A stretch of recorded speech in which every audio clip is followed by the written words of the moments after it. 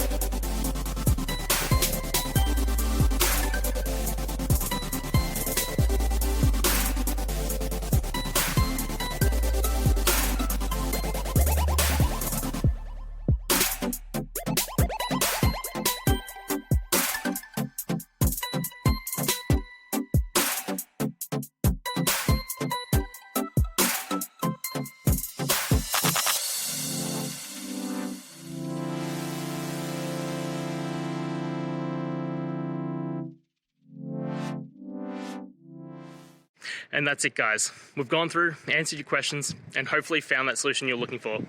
If we did, please hit subscribe. I'd really appreciate it. And until next time, I hope you have a good one.